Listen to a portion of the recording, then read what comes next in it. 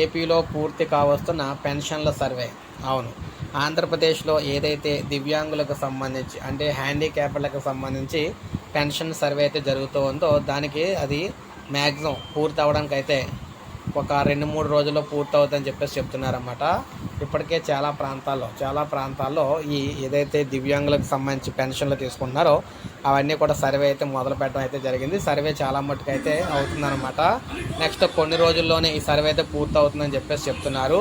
అంటే మ్యాక్సిమం ఒక 2-3 రోజుల్లో దీన్ని అయితే కంప్లీట్ చేయాలని చెప్పేసి టార్గెట్గా పెట్టుకున్నారనమాట. సో ఈ నేపథ్యంలో చూసుకున్నట్లయితే మొత్తంగా మీరు ఇక్కడ చూసుకోవచ్చు. మొత్తంగా చూసుకున్నట్లయితే దాదాపు ఒక 60,000 నుంచి 70,000 వరకు కూడా పెన్షన్లు అయితే అనర్హులు అయితే ఉంటారని చెప్పేసి అంచనా వేస్తున్నారనమాట.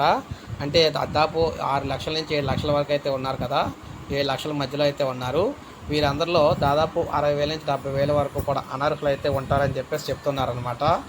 సో ఈ నేపథ్యంలో ఈ విధంగా అయితే మ్యాక్సిమం తొలగించే లిస్ట్ అయితే తొందరలో రాబోతుంది అనమాట. సో ఇది మనకు అప్డేట్. ఒక లైక్ చేయండి, సబ్స్క్రైబ్ చేసుకోండి, మన ఛానల్ సబ్స్క్రైబ్ చేసుకోండి.